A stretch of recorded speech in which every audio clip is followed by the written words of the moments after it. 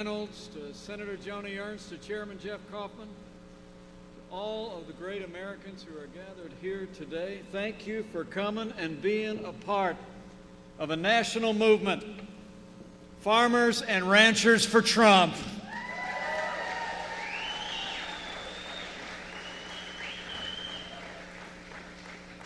I want to thank Joni Ernst for those great words and thank your governor. I'll have more to say about both of them in a minute, but I got to tell you, the state of Iowa is truly blessed to have a principled conservative who serves this nation in uniform and who fights for the Hawkeye State every single day. Senator Joni Ernst is a national treasure. You know, I know we're all gathering here at a time of great progress, great hope, a time of choosing right around the corner. Before I get started, let me take a moment to address what I know is on the hearts of every Iowan and, frankly, the people all across the heartland of this country. The derecho that destroyed millions of acres of crops, left hundreds of thousands of Iowans without power, and tragically took the lives of 2 Iowans and 1 Missouri. I must tell you, when I heard about this storm, as a lifelong Hoosier, I was taken aback to hear of the magnitude of this storm and its impact. I just met with families who literally have seen virtually their entire crop wiped out. They were standing strong, standing together. I assured them that they and all of those that have been impacted by this derecho are on the hearts and in the prayers of millions of Americans. But let me say, on behalf of the President of the United States and our administration, I want Iowans to know we are with you, we are going to stay with you, and we will work with your governor and your senators to make sure that we bring Iowa all the way back, bigger and stronger than ever before. I promise.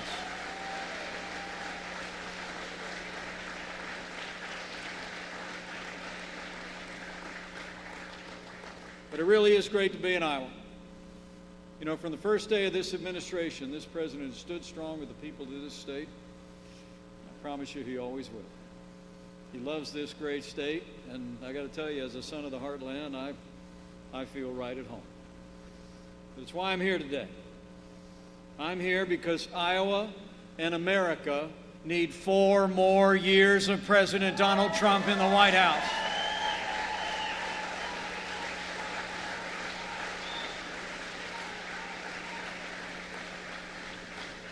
And while you're at it, we need 6 more years of Senator Joni Ernst in the United States Senate.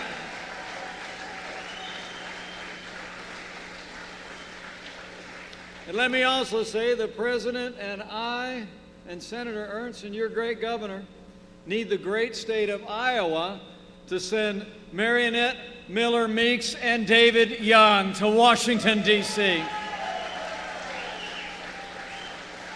2 great leaders. But thank you all for coming out today. I know that in the summertime, the Iowa State Fairgrounds is usually a little busier. But these are no ordinary times in which we live. But it's still a joy to be with all of you today. And I want to tell you, I'm here because I stand with President Donald Trump. When this president stands up for faith and family and the American flag, I stand with President Donald Trump.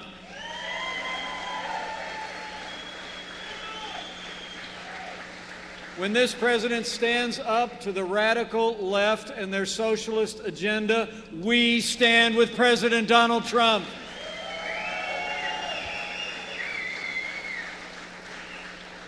And when this president fights for America's farmers and ranchers and knows that the strength of this nation begins with the men and women who work the land, we stand with President Donald Trump.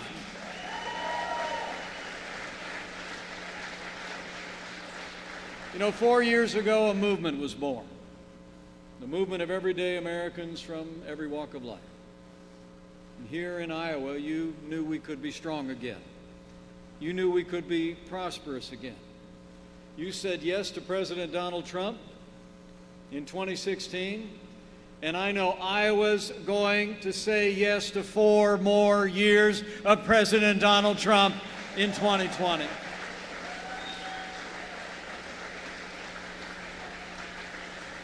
You know, the choice in this election couldn't be clearer, and the stakes couldn't be higher.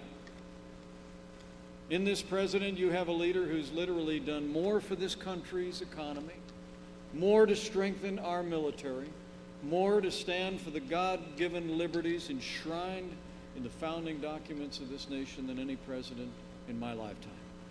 You know, when I think of the last 3.5 years, I think only one way you can describe it. It's been 3 years of action. It's been 3 years of results. It's been 3 years of promises made and promises kept. But we're just getting started, Iowa. I mean, think about it. President Trump has kept literally every promise he made to the people of Iowa. And then some. And the results have been incredible. I must tell you, it's the greatest honor of my life to be your vice president, but the highest title I'll ever hold is DAD.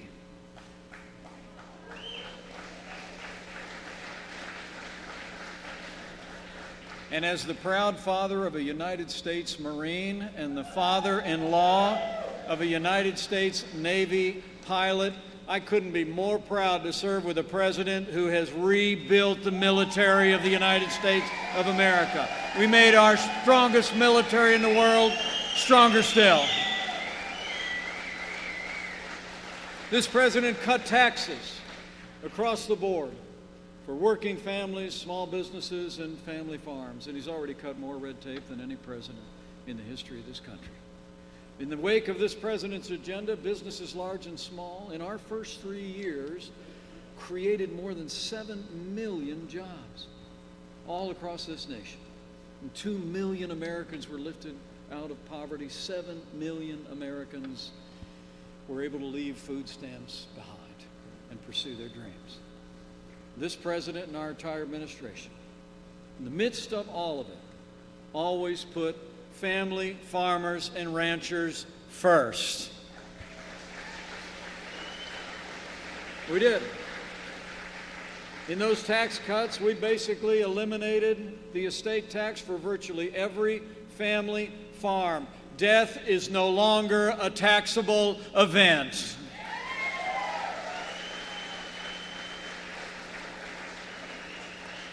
And being from the heartland, I know what input costs are. And this president actually allowed for immediate expensing of equipment, which was a tremendous boon to agriculture and to farmers. So we made great progress. Our economy was growing as never before. Literally, in 3 short years, President Trump and our allies in the Congress, like Senator Joni Ernst, worked together to create the strongest economy in the history of the world. And then the coronavirus pandemic struck our nation from China. And we've been going through a challenging time. But you know, early in this pandemic, the American people saw the leadership of President Donald Trump shine forth. This president marshaled not only a whole of government response, but a whole of America response. We reinvented testing, and now America has done more testing for the coronavirus than any nation on earth by far.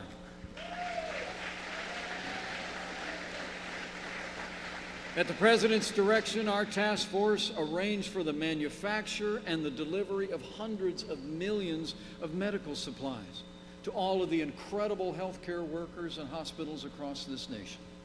We've been working around the clock since February of this year, developing new therapeutics, medicines that are becoming increasingly available across the country.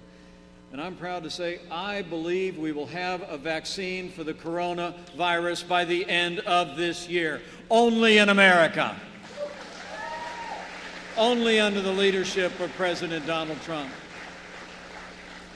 Now, we have a ways to go, and we all have a role to play to continue to protect the vulnerable, to put the health of others first, to save lives. And I know the people of Iowa will do as you've done all along. you'll do just that. You'll put the health of others first. Now, I must tell you, not a day has gone by since the President tapped me to lead the White House Coronavirus Task Force that we haven't thought of families that have suffered loss. And today I know our hearts, and I encourage your prayers for the more than 160,000 American families that have lost loved ones, including here in Iowa. But I must tell you, our hearts are also full of gratitude for the lives that have been saved by the incredible first responders, doctors, nurses, and healthcare workers across this nation. Their efforts have been nothing short of heroic, and you have our thanks.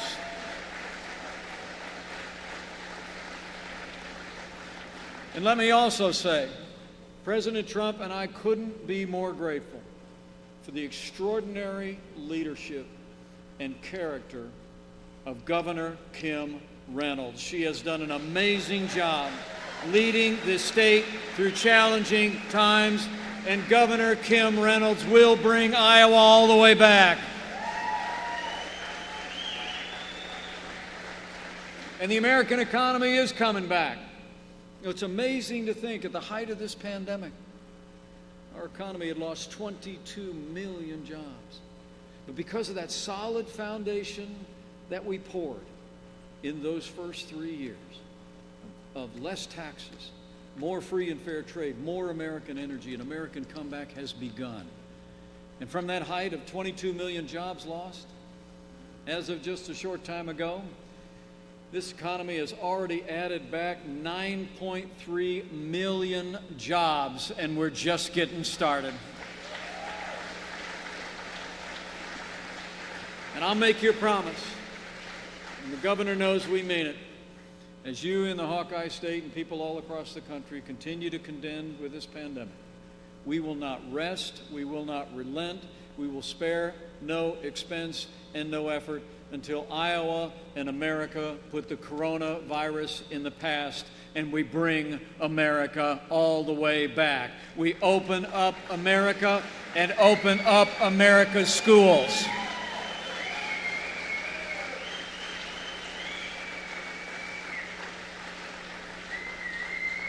And to do that, we'll all do our part. But to bring America all the way back, we also need 4 more years of President Donald Trump in the White House.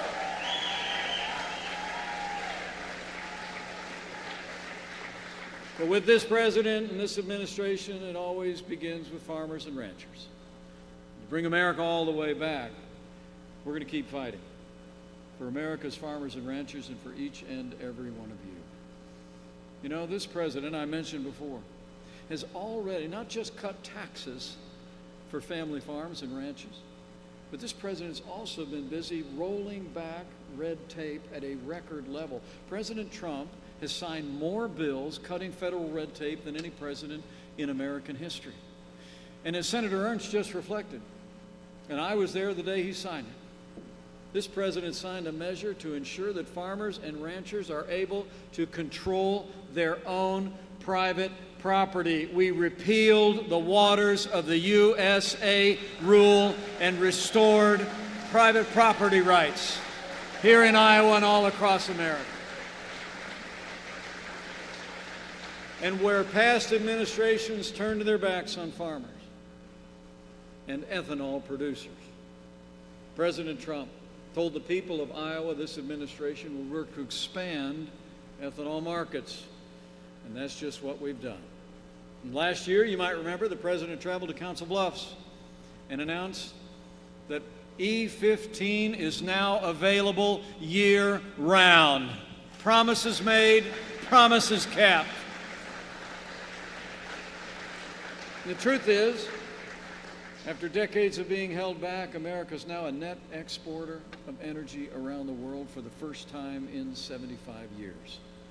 And we'll continue to fight to expand ethanol as a part of America's vital energy industry. We're securing our nation's future through energy independence and American energy dominance. The truth is, under this president's leadership, we're setting records every day. And with the strong leadership of Senator Joni Ernst and with the strong and principled and unwavering conservative leadership of Senator Chuck Grassley, this president announced an agreement on renewable fuel standards that ensures a 15 billion gallon ethanol will be blended into the fuel supply in 2020.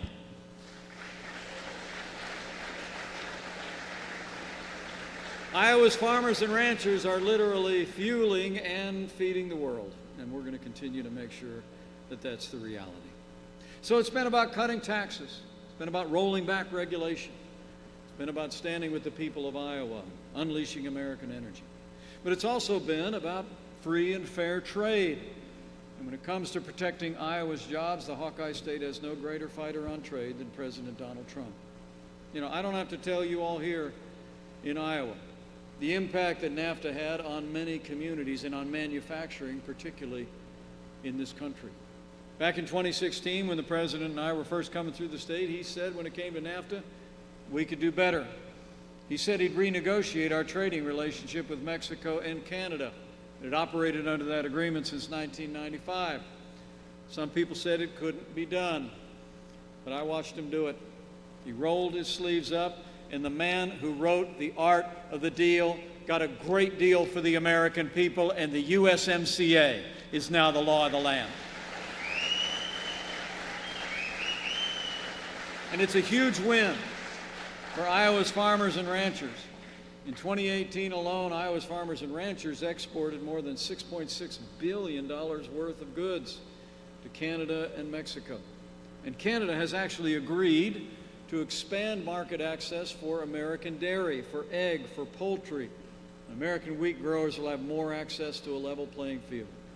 We think we're going to sell $2.2 billion more in agricultural exports to Canada and Mexico alone. That includes $300 million in dairy exports just in the first few years. USMCA is a win for Iowa, it's a win for the heartland, and it's a win for America's farmers. And we actually think, experts tell us it's going to create about 600,000 jobs and add almost $250 billion to our economy right out of the gate. It really is incredible. And when it comes to trade, even before the president took office, he made it clear that the era of economic surrender to China was over, and we were going to fight for American jobs, American farmers, and American workers. You know, for years, one administration after another in both political parties stood idly by while we saw China amass an extraordinary trade surplus with the United States. I mean, half of our international trade deficit when we took office was with China alone, at a time when China was giving us very limited access to what we make and to what we grow in this country. I mean, $500 billion of our international trade deficit was with China. But as President Trump made clear, those days are over. We stood strong. And farmers across this country also stood strong. You stood with us as the president put tariffs in place to level the playing field with China. And I have to tell you, the way farmers and ranchers stood in the pocket for this president and for free and fair trade was an inspiration to the nation, and you have our thanks. Because farmers and ranchers understand what it is to do hard things, to get things done. Sometimes you just got to take a firm stand, which is exactly what President Trump did. And because of the stand that you took, and the stand that President Trump took, it seems like just a few short months ago, President Trump signed a Phase 1 trade deal with China, and we secured $50 billion in agricultural exports to China for the next 2 years. That's progress. Now, we have a ways to go, and most of the tariffs the president put in place are still there, but it's a beginning. And I'm pleased to report to you that I just learned this morning on Air Force Two that corn sales to China just broke all records last month. On July 30th, the USDA reported corn export sales of 1.94 million metric tons to China, the largest daily sales total ever. It's working. They're buying. And we're leveling the playing field. In July alone, flash sales of U.S. soybeans also to China reached almost 3 million metric tons. The percent of U.S. agricultural exports that are going to China now are compared with the rest of the world. It's twice the share of what went to China in 2017. Men and women gathered at this Farmers and Ranchers for Trump rally. That's what leadership looks like. That's the leadership of President Donald Trump.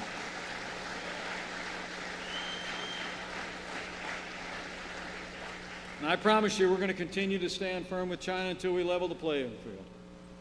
Not just for American agriculture, but for American manufacturing and American workers. Because under this president and this administration, we always put America first.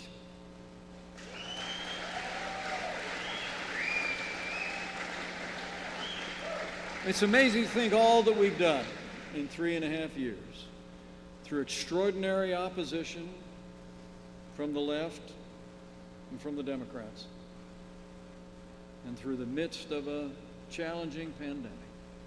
Incredible what happens when you have a president who's willing to fight each and every day. And I promise you, the guy I serve with is never going to stop fighting to keep the promises he made to the people of Iowa.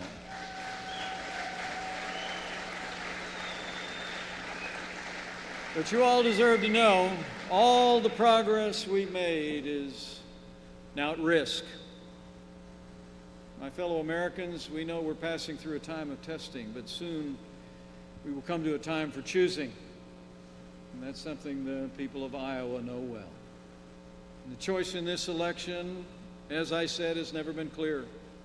The stakes have never been higher. So I want to talk to you before I leave about what's at stake. Talk to you about the choice that our nation faces. So you can talk to your neighbors and your friends at the next farm and the next ranch, at work and at worship. Families here in Iowa, make no mistake about it, our economic recovery is on the ballot. But there are also things on the ballot more fundamental and more foundational to our country as well. You know, I think this coming election, the choice is not whether America is going to be more conservative or more liberal, whether America is going to be more Democrat or more Republican. I think the choice in this election is whether America remains America.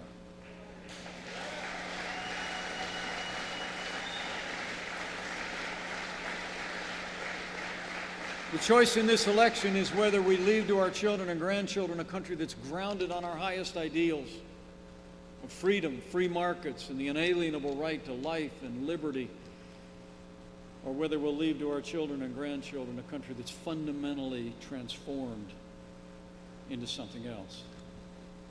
The truth is, we stand at a crossroads of freedom. Before us lie two paths, one based on the dignity and worth of every individual, and the other on the growing control of the state. One leads to greater freedom and opportunity for every American, regardless of race or creed or color. And the other leads inexorably to socialism and decline. And make no mistake about it, Joe Biden and Kamala Harris would set America on a path of socialism and decline, and we're not gonna let it happen.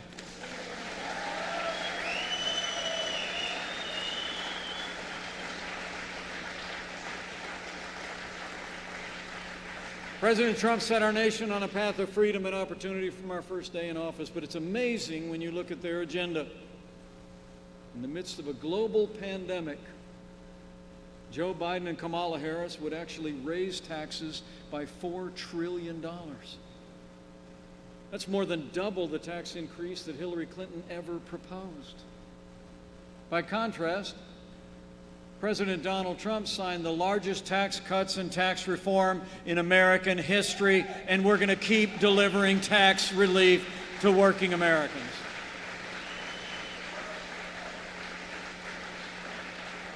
Joe Biden and Kamala Harris would bury the economy under an avalanche of red tape, more regulation, and more bureaucracy. In fact, the California senator that he named as his running mate this week said during her short campaign for president that Americans needed to be, and I quote, educated about the effect of our eating habits on our environment.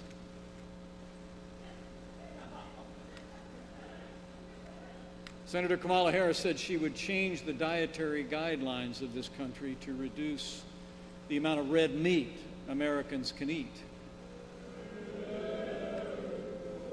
Well, I've got some red meat for you. We're not going to let Joe Biden and Kamala Harris cut America's meat.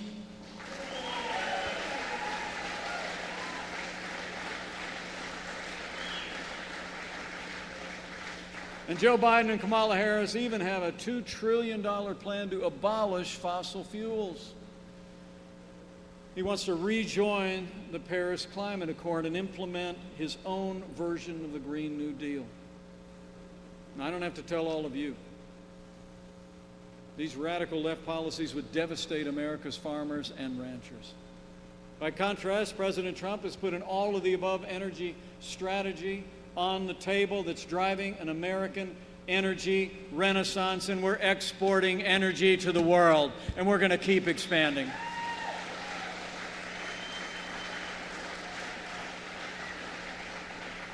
And the choice isn't just clear at home and on issues that bear directly on our livelihoods. It's a contrast of leadership on the world stage. The American people deserve to remember that Joe Biden was a leading voice of appeasement toward Iran and supported the Iran nuclear deal. President Donald Trump, he got us out of the Iran nuclear deal, and Qasem Soleimani is gone.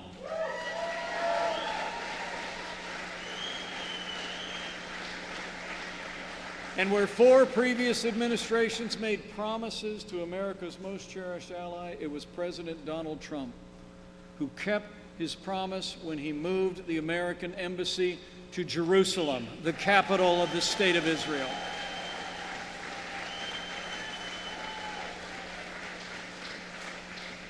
And I don't know if you heard about it yet, but just this morning in the Oval Office, the President announced, for the first time in more than 25 years, a leading Arab nation has normalized relations with the State of Israel. The UAE is recognizing Israel. That's history, and that's leadership.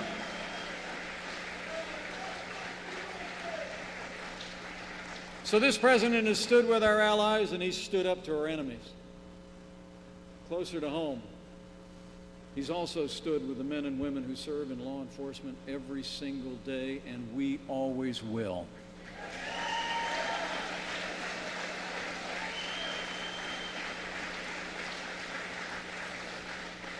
President Trump and I know what the people of Iowa know. Men and women who serve in law enforcement are the best people in this country, and we will always back the blue.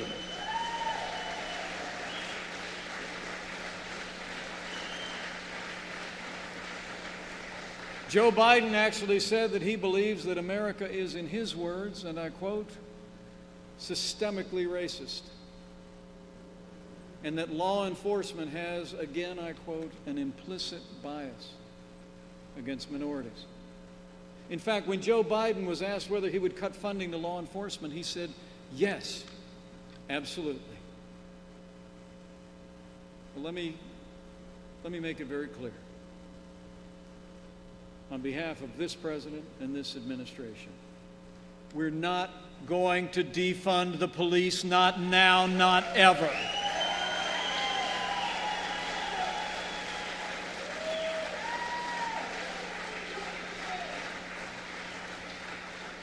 So it's about security at home and abroad. It's about prosperity. But ultimately, it's about the rule of law. When it comes to the rule of law, we all know that Joe Biden and Kamala Harris are going to be appointing activist judges to our courts who will legislate from the bench. By contrast, President Trump has already appointed more than 200 federal judges to our courts at every level, and they are all conservatives who will uphold the God-given liberties in our Constitution, like the freedom of religion, the freedom of speech, and the Second Amendment right to keep and bear arms.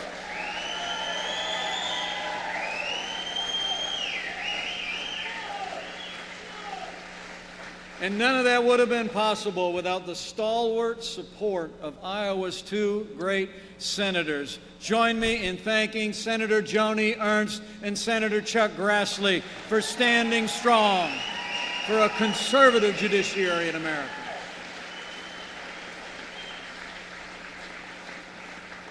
And throughout it all, I must tell you, I couldn't be more proud to serve as Vice President to the most pro-life president in American history.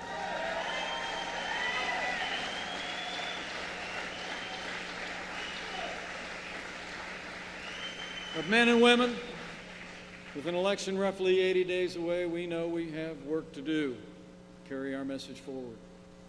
Because despite all the progress that we've made, including 2 justices to the Supreme Court, a few recent decisions remind us that we have a ways to go. Like that 5-4 decision that struck down a Louisiana law that simply required doctors that work at abortion clinics to have admitting privileges at a local hospital. Or like the 5-4 decision that actually said that the state of Nevada could impose greater restrictions on Calvary Chapel than on Caesar's Palace. Men and women, one thing is clear with those 2 decisions. We need more conservatives on the Supreme Court of the United States. So we need 4 more years of President Donald Trump in the White House.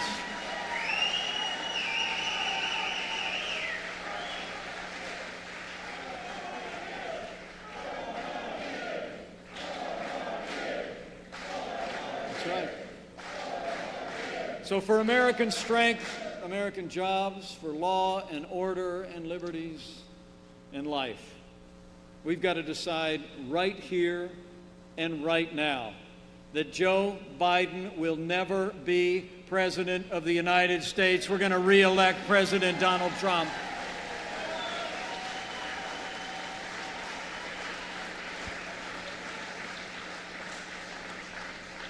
So Iowa, get ready.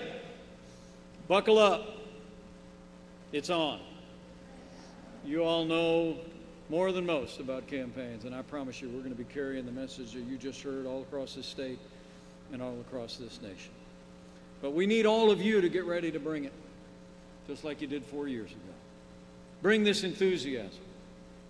Bring your voice and your support. Tell your neighbors and your friends all that we've accomplished and all that this president and this administration are going to be able to do. Continue to make this nation stronger and more prosperous than ever before, and continue to build an American future on all the ideals and values that have made the nation great in the past. And as we open up America again, as we bring our nation back, I want to encourage you to also reflect those values that are so unique to farmers and ranchers. And it's summed up in one word, and that's faith.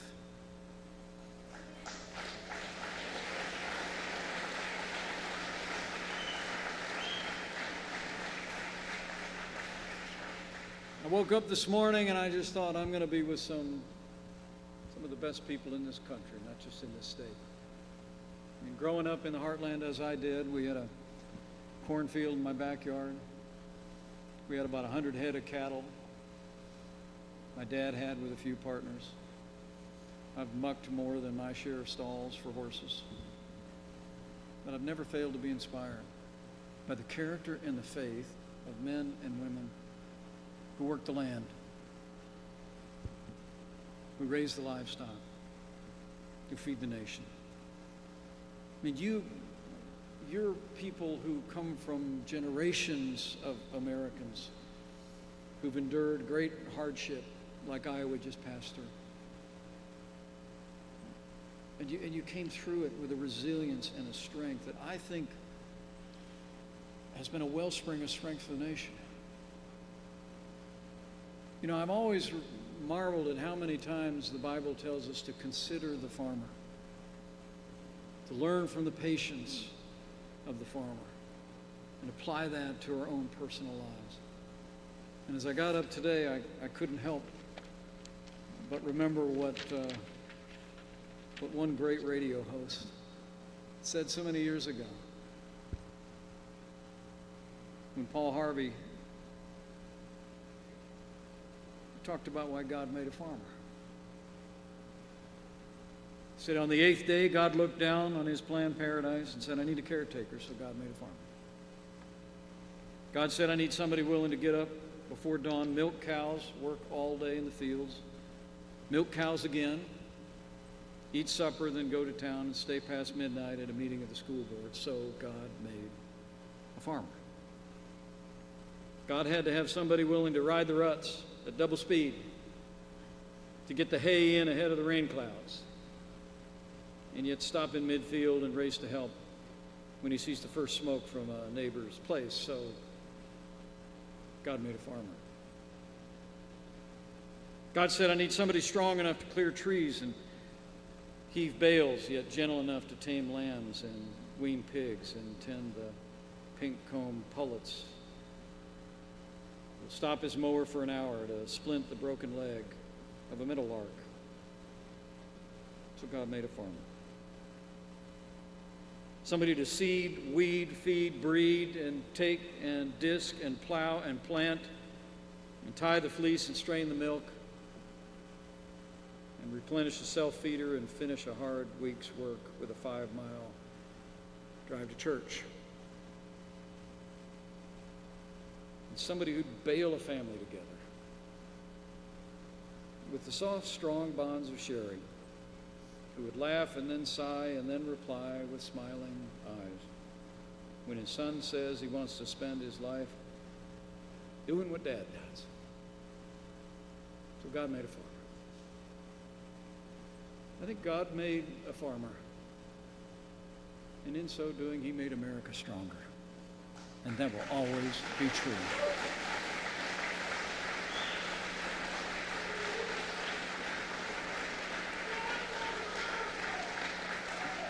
So in these days when so much is on the line, when we have so much at stake in this election, I ask you to draw on that wellspring of strength. Understand that you're leaders in your community. People respect you, not because of what you do, but because of who you are. So I encourage you to avail yourself of that strength. And if you're inclined to bow the head and bend the knee, which no farmer I ever met wasn't, I encourage you to do that too. And just remember that if his people who are called by his name will humble themselves and pray, he'll do like he's always done through much more challenging times than we're living through today. He'll hear from heaven and he'll heal this land. This one nation under God, with liberty and justice for all.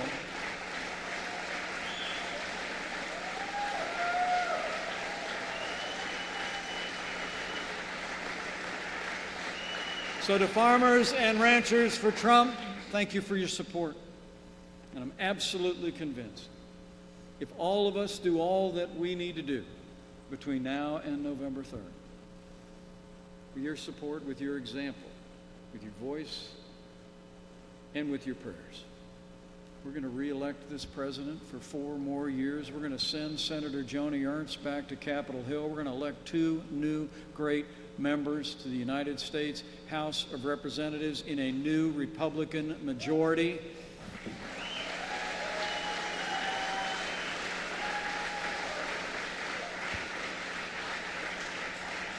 And we're going to bring America all the way back, because we're going to make America great again. Thank you very much. God bless you, and God bless America.